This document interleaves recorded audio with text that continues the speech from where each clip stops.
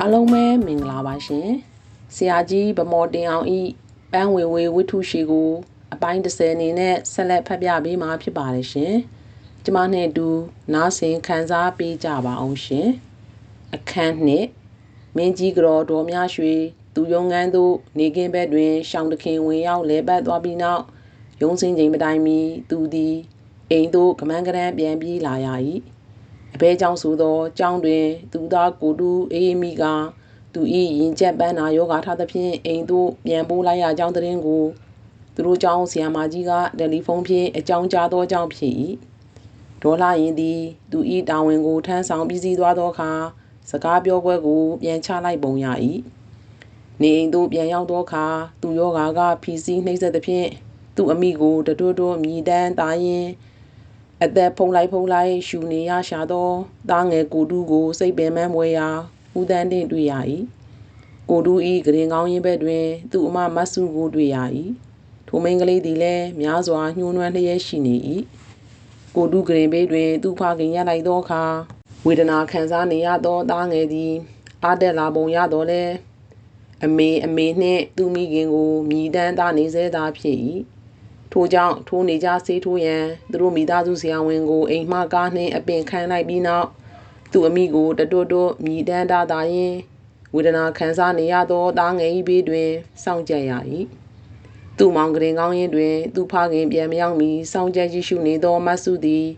သူ့မောင်ကိုတူးခံစားနေရသောဝေဒနာကိုကြည့်ရှုခြင်းမပြုနိုင်တဲ့ကဲ့သို့အိမ်ကောင်းရင်ပြတင်းပေါက်ဘက်သို့ထွက်သွား၍ရက်၏ထို့နောက်အပြင်ဘက်သို့ကြည့်ရှုနေ၏ဝေဒနာ၏ဖီစီးမှုကိုနာကျင်ခံစားနေရသောကလေးသည်သူ့ဖခင်ကိုမကြမျက်လုံးလှမ်း၍ကြည့်ရင်အမေနှင့်သူ့အမိကိုတာမြည်တမ်းလျက်ရှိ၏ယခင်ခါများကလည်းသူ၏ယောဂဝေဒနာထားကြွနှိပ်စက်ခြင်းခံရသောခါတိုင်းထိုကလေးသည်ယခုကဲ့သို့သူ့အမိကိုတာမြည်တမ်းလေးရှိ၏လူသားမှန်သမျှနာကျင်သောဝေဒနာတစ်ပါးပါးကိုခံစားကြရသောအခါများတိုင်းသူတို့၏မိကိုကိုးစားရာမွေးသမီးခင်များကိုသာတာမြည်တမ်းခြင်းပြုတတ်ကြရိုးဖြစ်သည်သူတို့သည်ယောဂဝေဒနာများကိုကူစားနိုင်သောစေသမားကိုတာခေါ်မိခြင်းမပြုတတ်ကြလူနာ၏စိတ်ဓာတ်အတွက်မိခင်ထဲကောင်းမြတ်သောစွမ်းမကားကထက်မြတ်သောစေဝါအဘယ်မှရှိသနည်းမိခင်မှန်သမျှသည်သာဝေဒနာရှင်သားတို့၏ခိုလုံရာနှင့်လဲလျောင်းရာအရေးအဝါဒဖြစ်၏သူယောဂဝေဒနာ၏ဖီစီးညှဉ်းပန်းမှုကိုတွန်းလှန်ခုခံခြင်းပြုနိုင်ရန်အတွက်အမေဟုတသားစစ်ကူတောင်းမြည်တမ်းနေရှာသောသားငယ်ကိုမချမ်းမသာကြည့်ရှုရင်းသူသည်ယခင်အခါများကစိတ်ကောင်းယုံမျှလောက်သာဖြစ်ခဲ့၏ရင်နဲ့အသေးတွင်နင်သွားရလောက်အောင်ကမခံစားခဲ့ရပေတို့ရာတွင်ယခုတစ်ချိန်တွင်မူကားယခင်အချိန်များကဲ့သို့မဟုတ်တော့ပေရင်ထဲနှလုံးသားထဲကပါနာကျင်ခံစားလာရ၏အိမ်မှကားလှုပ်ပြီးနောက်နိုင်ဝဲတခန့်ကြာတွင်မိသားစုဆရာဝန်ရောက်ရှိလာ၏စေသမားသည်လူမမာကိုသူ့ဝိတရားတိုင်းစမ်းသပ်ကြည့်ရှုပြီးနောက်ယခင်ထိုးနေကြဆေးကိုထိုးပေ၏သူ၏သွေးကြောများတွင်သို့ဆေး၏အာနိသင်ဝင်ရောက်ပြန်နှံသွားပြီးနောက်ခိတခန့်ကြာတွင်ခလေးသည်ခံသာယာနှင့်သက်သာယာရရှိသွားတဲ့ကဲ့သို့ညင်ညူမြည်တမ်းခြင်းရပ်သွား၏ကိုတူးသည်စောကလိုသူ့ဖခင်ကိုမကြမျက်လုံးလှမ်း၍ကြည့်ရှုခြင်းမပြုတော့ဘဲငြိမ်သက်စွာမေးနေ၏စေသမားသည်သူကိစ္စပြီးစီး၍ပြန်ကန်ဤတွင်လူနာ၏ဖခင်အားအခန်းပြင်သို့လက်တို့ခေါ်သွား၏ထို့ကြောင့်လူနာ၏အမဖြစ်သူသည်သူ့မောင်ကိုစောင့်၍ကြံရစ်ခဲ့၏လူနာအခန်းပြင်သို့ရောက်သောအခါကလေးယောဂအခြေအနေကတိုးလာတယ်ဦးတန်းတဲ့နည်းနည်းမှအေးမိခံလို့မဖြစ်ဘူးနောက်ပြီးတော့သူ့ကိုစိတ်ပျော်ရွှင်နဲ့တက်တာထားပေးဖို့လဲအရေးကြီးတယ်ဟုဆရာဝန်သည်လူနာ၏ဖခင်ကိုမှားကြားပြောဆိုရန်ရှိသောအမှားစကားများကိုပြောဆိုပြီးနောက်အိမ်ပေါ်တက်မှပြန်ဆင်းသွား၏စင်ဝင်အောင်မှမော်တော်ကားပြန်ထွက်သွားသောအတန်ကိုကြားရပြီးနောက်ဦးတန်းတင်သည်သူ့သားခန်းတွင်သို့ပြန်ဝင်လာ၏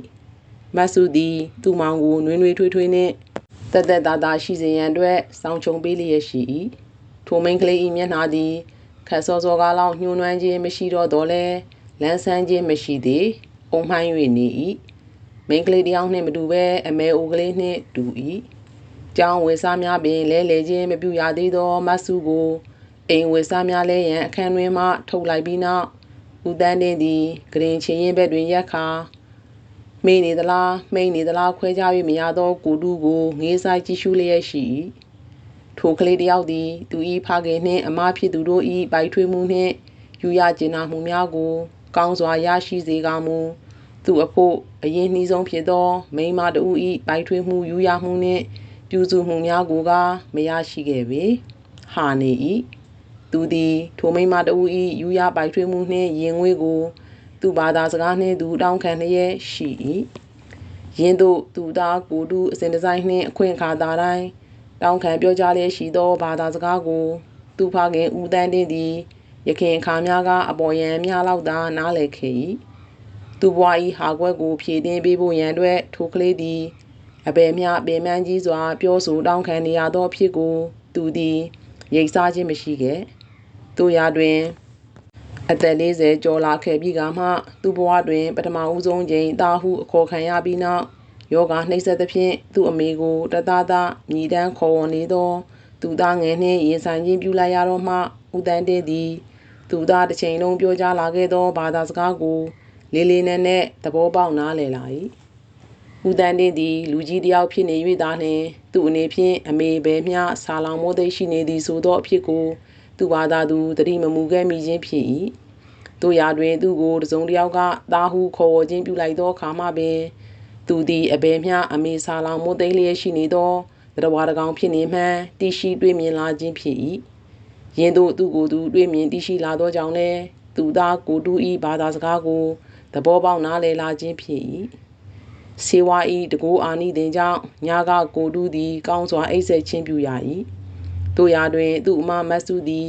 အခါတိုင်းလိုသူအခန်းတွင်သို့အိပ်ဆက်ခြင်းမပြုသူ့မောင်ကိုစောင့်ကြပ်ကြည့်ရှုခြင်းပြုရန်အတွက်ကိုတူခန်းတွင်နှင့်သာ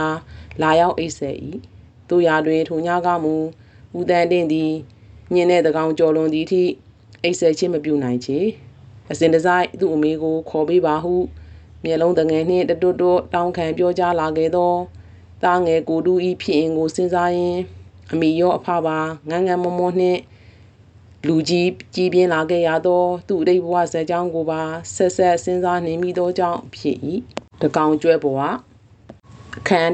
1လူမှန်သူမှန်တည်တဲ့ခါစားဖြစ်သော9နှစ်သားအရွယ်ခန်းလောင်မှစား၍ဦးတန်းတင်းသည်အမေဟူ၍တော်၎င်းအဖေဟူ၍တော်၎င်းခေါ်ဝေါ်စရာအမိနှင့်အဖများရတတ်ခဲ့သူတဦးမဟုတ်ပေထို့သောဆိုလိုက်သည့်အတွက်သူတွင်မိဘနှစ်ပါးမရှိကြ၍ကမဟုတ်ချေရှိ၏တို့ရာတွင်သူ၏မိဘနှစ်ပါးတို့သည်သူကိုစွန့်ပစ်ထားခဲ့ကြပြီးနောက်သူတို့ဟာနှင့်သူတို့အိုသည်အိမ်သည်များထူထောင်လျက်ရှိကြသောကြောင့်ဖြစ်၏9နှစ်သားရွယ်မတိုင်မီကသူတွင်အမေခေါ်စရာအဖေခေါ်စရာတရဝါအထီးနှင့်အမများရှိခဲ့ကြတော့လေကလေးတငယ်ဖြစ်သောမောင်တန်းနှင့်သည်ထိုအထီးနှင့်အမတို့၏ချစ်ခ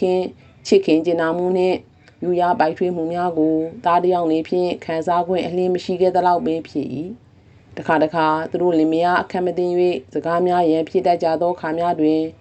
ဂျားမှအပြစ်မဲ့သောမောင်တန်းနှင့်သည်အဖ၏အော်အငေါက်ကိုတော်၎င်းအမိ၏အရိုက်နှက်ကိုတော်၎င်းဘူးမတိပါမတိခံခဲ့ရ၏သူ၏မိဘတစ်ပါးသည်သူတို့ချင်းချင်းတဦးကိုတဦးသဘောပေါက်နားလည်၍လင်မယားဖြစ်လာကြသူများမဟုတ်ပေနှစ်ဖက်မိဘများအယောင်းဝယ်လုပ်၍ဖြစ်လာသောအိမ်တော်ရေးဖြစ်၏ထို့ကြောင့်လင်နှင့်မယားကြားတွင်မေတ္တာတတ်မပါအလုံးသဘောတသက်လောက်သာဖြစ်၏ထို့ကြောင့်ဆလဲဝင်အိုးဖေမမဲခင်ကပင်အကြောင်းများပေါ်လာ၏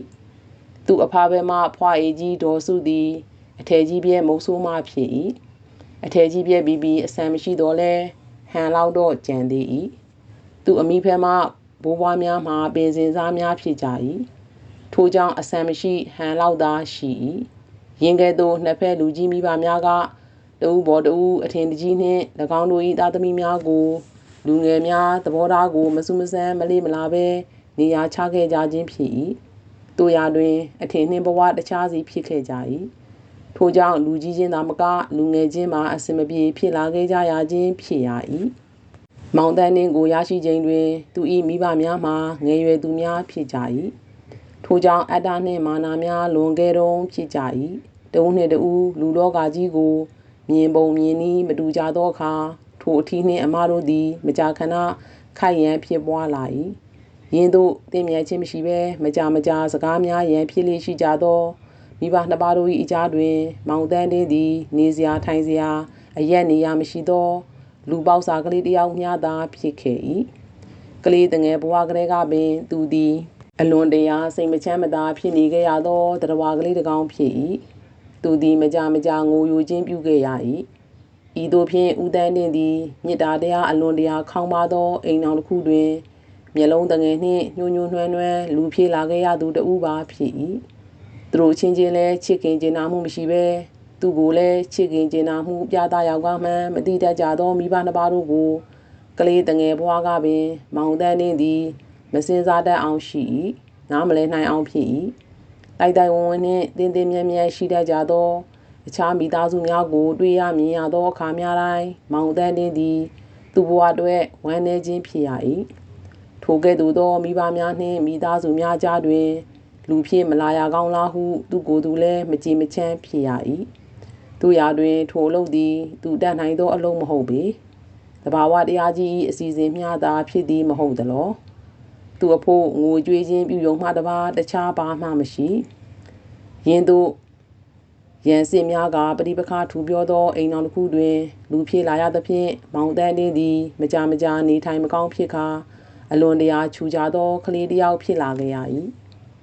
သူနာမကျန်းဖြစ်လာသောအခါများ၌လည်းမိဘနှစ်ပါး၏ဂရုစိုက်မှုနှင့်ကျင်နာယူရမှုများကိုမရရှိခဲ့ပေသူသည်မိခင်ရင်ခွင်တွင်ခိုလုံနာနေလိုတော်လဲသူမိခင်သည်တားငယ်ကိုကြောခိုင်းကသူသွားလိုရာသွားလာတတ်၏သူ၏ဖခင်ကလည်းတားငယ်၏နဖူးပြင်ကိုမျှလက်ပွားဖြင့်ဆက်သက်ကြည့်ရှုပေါ်မရအိမ်တို့ပင်ညင်းတဲ့တကောင်ကျော်လောက်မှပြန်လာတတ်၏ယင်းတို့နာမကျန်းဖြစ်ခါအားငယ်နေရသောအခါကာလများ၌သူကိုလာရောက်ကြည့်ရှုစောင့်ရှောက်ခြင်းပြုစုသူမှာသူဖခင်ဘက်မှဖွားရည်ကြီးဒေါ်စုဖြစ်၏သူသည်ဖွားရည်၏ရင်ငွေကိုခံယူရင်းနလန်ထားရ၏ထို့ကြောင့်သူဖွားဒေါ်စုသည်သူ့ဘဝတွင်အရင်ချဆုံးဖြစ်လာ၏တို့ရာတွင်ထိုဖွားကြီးသည်သူကိုအစဉ်အမြဲလာရောက်ကြည့်ရှုခြင်းပြုနိုင်သူတဦးကားမဟုတ်ပေအိမ်အောင်မပြူပဲကျောင်းဆရာမလုပ်နေသောသမီးတယောက်ကိုလည်းစောင့်ရှောက်နေရသေးသူဖြစ်၏မိကဲ့သို့ပင်ဖြစ်စေအဖွားတော်စုသာမောင်တန်း၏ကဘာလိုဖြစ်လာ၏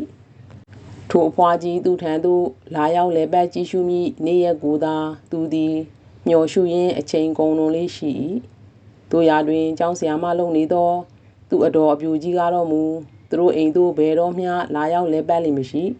သူအိမ်နှင့်သူเจ้าကြားတွင်သာအချိန်ကုန်လွန်လျက်ရှိနေပုံရ၏အခန်းနှင့်လူတယောက်၏အရေးကြီးဆုံးဘဝပိုင်းဖြစ်သောအိမ်တော်၏ဘဝ၌တာယာကျဉ်းနှံမှုနှင့်ပျော်ရွှင်မှုကိုများရှိသောအခါထိုသူသည်သူ့ဘဝ၏ဟာခွက်ကိုအပြင်ပ၌ရှာဖွေ၏သူ၏အဖသည်အပျော်ပါအတောက်စားဘဲတွင်အထွန်ဝါဒနာအားကြီးသူတယောက်ဖြစ်လာ၏အလားတူဘဝရှင်ဖြစ်သောသူမိခင်သည်လည်းသူ၏ဘဝပေါ်နှင့်အပြိုင်ဆိုင်လှုပ်လာ၏ထိုမိန်းမတယောက်သည်အိမ်၏အပြင်ဘက်၌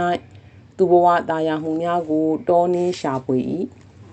သူသဘောနှင့်သူသွားခြင်းရာသွားလာခြင်းရာလာ၏အင်ကိုပင်ပြန်ခြင်းသောအခါမှပြန်၏ဤသို့ဖြင့်သူတို့နှစ်ဦးတိဆောက်ရမည့်ကမ္ဘာလောကကိုသူတို့နှစ်ဦးအပြိုင်ဆိုင်ဖျက်ဆီးခဲ့ကြခြင်းပင်ဖြစ်၏ပြဓာနှင့်တန်လိုတဘာသာစီနှင့်တလန်းစီဖြစ်နေသွားနေကြသောထိုလင်မယားသည်သူတို့တွင်တယောက်တည်းသောရတတ်သောသားကလေးမောင်တန်းတဲ့9 နှစ်သားခန့်အရွယ်လောက်တွင်သူတို့၏ကမ္ဘာလောကကိုကောင်းစွာဖျက်ဆီးပြီးသွားကြ၏တရားရုံးတစ်ခုတွင်နောက်ဆုံးလက်မှတ်ရေးထိုးကွာရှင်းလိုက်ကြခြင်းပင်ဖြစ်၏အဘယ်လူကြီးမိဘနှင့်ဆွေမျိုးသားချင်းများကလည်းကြားဝင်ခြင်းမပြုကြတော့နှုတ်ပိတ်ရင်ငုံ၍ကြည်နေကြဟန်တူ၏ယင်းသို့တရားဥပဒေကြောင်းရကွာရှင်းပြီးစီကြသောအခါထိုထီးနှင့်အမနှစ်ကောင်တို့သည်သူတို့လန်းသူတို့သွားကြ၏သူတို့နှစ်ဦးတင်၍လူဖြစ်လာခဲ့ရသောတရားကလေးတစ်ကောင်ကိုလှည့်ကြည့်ဖော်မျှပေးမရကြယင်းသို့မိဘနှစ်ပါးရှိကြလျက်နှင့်မောင်တန်းသည်မိဘမဲသားဖြစ်လာခဲ့ရ၏အမေဟုခေါ်စရာအဖေဟုခေါ်စရာမရှိဖြစ်လာခဲ့ရ၏တာဟုခေါ်ဝေါ်မိသူများသူ့ဘဝတွင်စိတ်သုံးခဲ့ရခြင်းလည်းဖြစ်၏အမိနှင့်အဖတလန်းစီခွဲထွက်သွားကြသဖြင့်မျက်လုံးတငယ်နှင့်ကြံရိပ်ခဲ့သောထိုတငယ်ကိုသူဖွား၏ဒေါ်စုကလာရောက်ကောက်ယူခြင်းပြု၏ထိုကြောင့်မောင်တန်းသည်မိဘမဲကြောင့်သို့မဟုတ်ဂေဟာသို့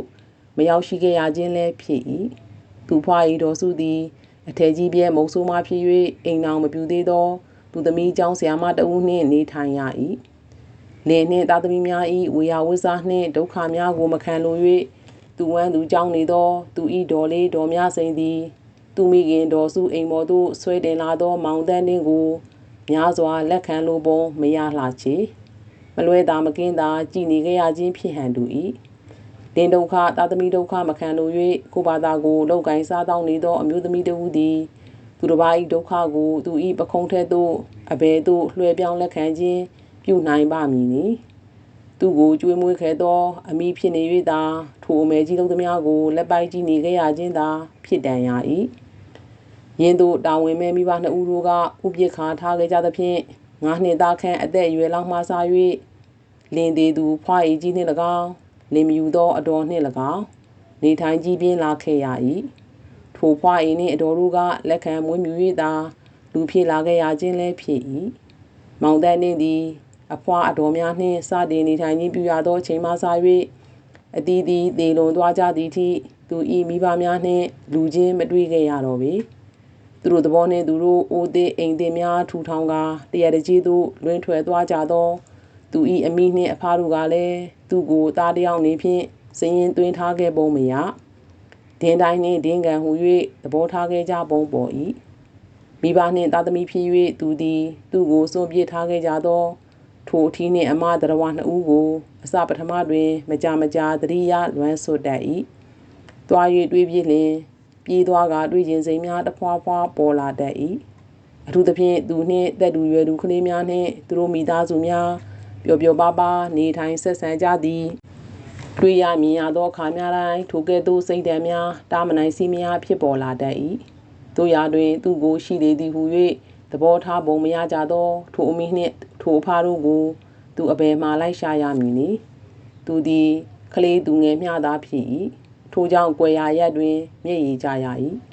တခါတရံအခြားကလေးငယ်များကသူတို့မိဘများကိုအဖေအမေစသည်ဖြင့်အာရပါရခေါ်ဝေါ်သံများကိုသူကြားရတတ်၏ထိုခါများ၌ထိုကလေးများနည်းတူသူသည်အမေသို့မဟုတ်အဖေဟု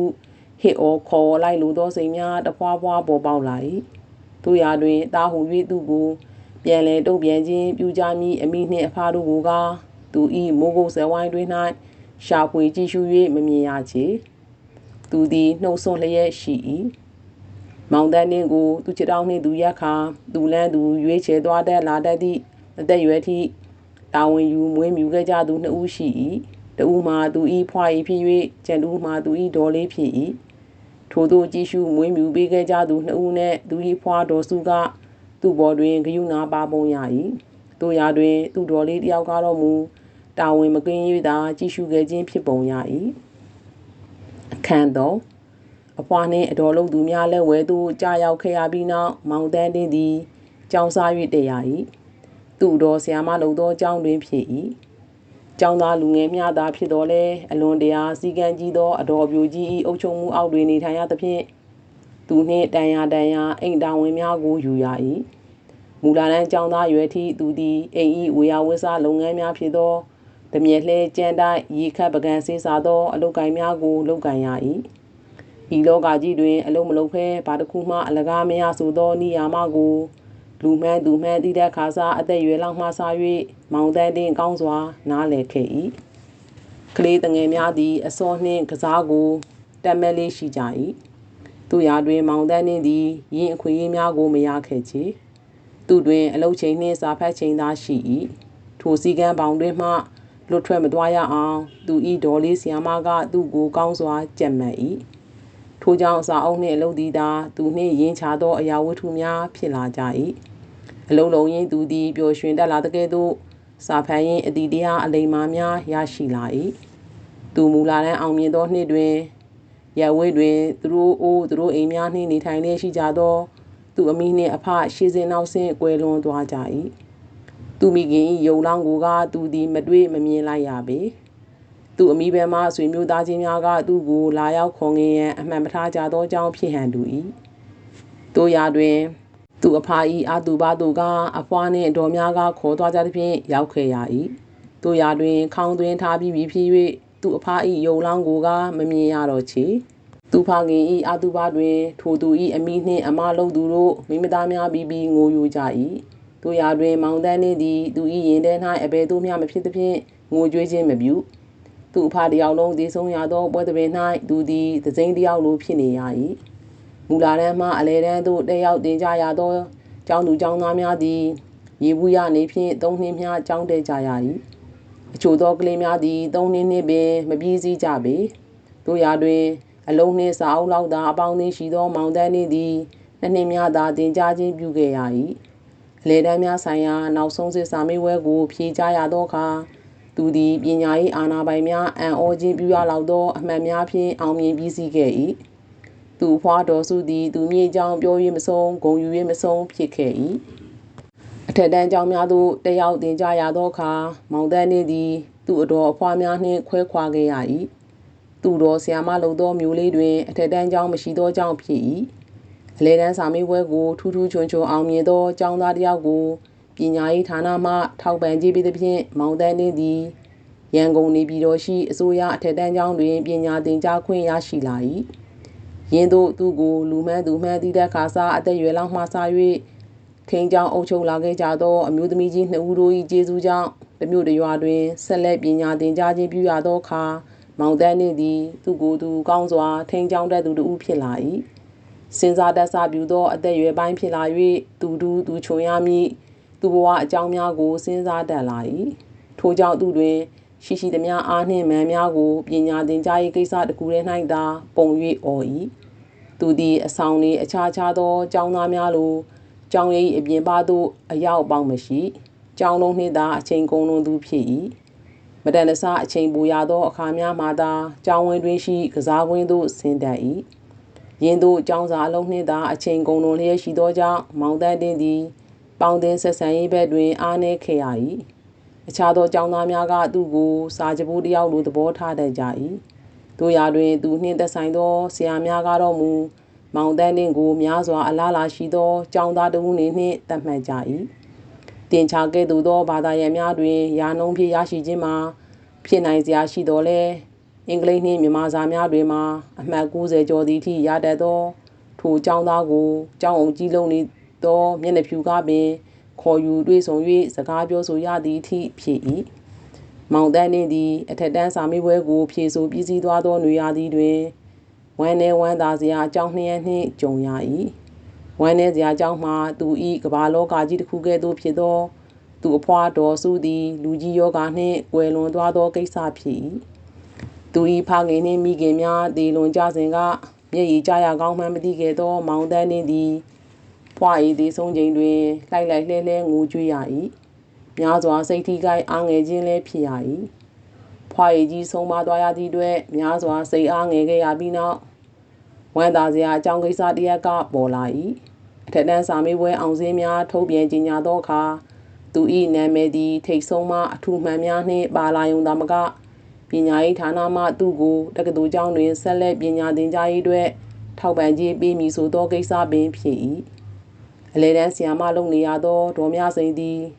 သူ့တူ10တန်းအောင်သောအခါတက္ကသိုလ်ကျောင်းတိုင်းသို့ဆက်လက်စီလွှတ်ရန်စဉ်းစားထားခြင်းမရှိပေထိုတငယ်ကိုအလုပ်တစ်ခုခုရှာဖွေလုပ်ကိုင်ရန်တိုက်တွန်းဖို့စဉ်းစားထားသူဖြစ်၏အဘဲကြောင့်ဆိုသောသူအနေဖြင့်ထောက်ပံ့ခြင်းပြုရန်အားမရှိသောကြောင့်ဖြစ်၏တို့ရာတွင်ပညာရေးဌာနမှထောက်ပံ့ခြင်းဖြင့်မောင်တန်းတင်ဆက်လက်ပညာသင်ကြားခွင့်ရရှိလာသောအခါတူလုပ်သူကိုဘွဲရသည်ဖြင့်သူအနေနဲ့လည်းတတ်နိုင်သလောက်ထောက်ပံ့ရန်ပြန်လည်စဉ်းစားလာ၏အခန်းလေးမောင်တန်းတင်သည်ရန်ကုန်တက္ကသိုလ်ကျောင်းတိုင်းတွင်ပညာရေးဌာန၏ထောက်ပံ့ခြင်းဖြင့်9နှစ်ပညာသင်ရလျက်သူစရိတ်နှင့်သူ2နှစ်သင်ကြားပြီးစီးသောအခါဝိဇ္ဇာဂုဏ်ထူးနှင့်ဥပဒေဝိဇ္ဇာဘွဲများရရှိခဲ့၏တက္ကသိုလ်ကျောင်းသားကြီးဖြစ်လာချိန်တွင်လည်းအခြားသောကျောင်းသားကျောင်းသူများလိုသူသည်ပေါ်တန်နှင့်ပျော်ပျော်ပါးကျောင်းနေနိုင်သူတူမဟုတ်ပေပြည်သူပြည်သားများ၏အခွန်တုံများထဲမှခွဲတန်းချသောထောက်ပံ့ခြင်းဖြင့်ပညာသင်ကြားရသူဖြစ်၍ကျောင်းစာအလုံးနှင့်သာအချိန်ကုန်လွန်၏စာသင်ချိန်မဟုတ်သောအချိန်ပိုင်းများတွင်သူ၏အခန်းတွင်၌သာစာအုပ်နှင့်အဖော်လုပ်၏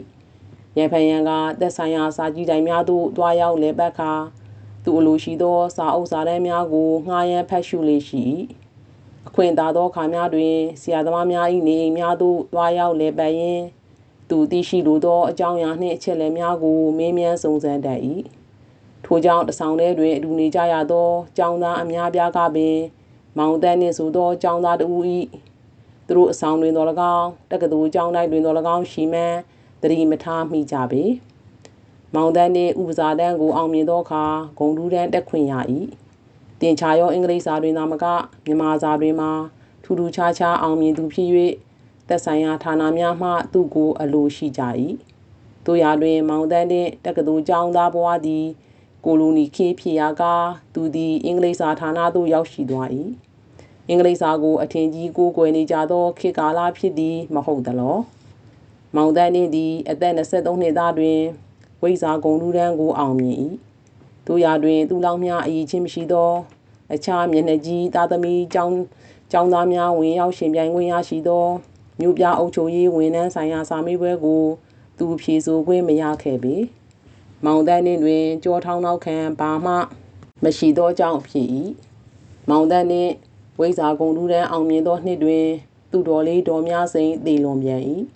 ထို့ကြောင့်သူသည်မိဘမဲ့ယုံမျှသာမကဆွေမရှိမျိုးမရှိတကောင်ကျွတ်ပါဖြစ်လာခဲ့ရ၏တို့ရာတွင်သူသည်ငယ်ရွယ်သူတူမဟုတ်တော့ပေသူခြေထောက်နှင့်သူရက်ဒီနိုင်သူတူဖြစ်လာခဲ့ပေပြီပညာရေးဘက်၌အဘယ်မျှထက်မြက်ထူးချွန်သူတူဖြစ်စေကာမူကြောထောင်းနောက်ခံမရှိသဖြင့်သူလက်လွတ်ဆုံးပါလိုက်ရသောအခွင့်အလမ်းများအတွက်မောင်တန်းနှင့်သည်များစွာနာကျင်ခံပြင်းခဲ့ပုံရ၏တို့ရာတွင်ခံပြင်းယုံမျှသာရှိပြီးသူသည်အဘယ်သို့မျှလက်တုံပြန်နိုင်သူတူကမဟုတ်ပေတို့ရာတွင်သူ့ဘော်တွင်ဂယုဏမကင်းဖြစ်ခဲ့ပုံရသောအင်္ဂလိပ်စာဌာန၏အကြီးအကဲ၏ထောက်ခံမှုကြောင့်မောင်တန်းနှင့်သည်အင်္ဂလိပ်စာဌာနတွင်နီးပြဆရာအလုပ်ကိုရရှိခဲ့ခြင်းဖြစ်၏ရန်ကုန်တက္ကသိုလ်ကျောင်းတိုင်းသို့အထက်တန်းကျောင်းများမှရောက်ရှိလာကစားဖြစ်သောဥပစာတန်းကျောင်းသူကျောင်းသားများကိုသူသည်ဆရာလုပ်ရ၏ယင်းသို့တစ်ဖက်တွင်ဆရာလုပ်ရင်းသူတွင်ရတတ်သောအချိန်ပိုကိုအလဟတ်သက်အဖြစ်မခံနိုင်၍မောင်တန်းနှင့်သည်ဥပဒေတန်းကိုတက်ရောက်သင်ကြားခဲ့ခြင်းပင်ဖြစ်၏ဟုတ်ကဲ့ပါရှင်အပိုင်း30ကိုဒီမှာပဲရန်နာလိုက်ပါမယ်ကျမတို့နောက်ထပ်အပိုင်း7မှာပြန်လည်ဆုံတွေ့ကြပါမယ်နော်နားဆင်ပေးခဲ့သူအားလုံးကိုကျေးဇူးများကြီးတင်ပါတယ်ရှင်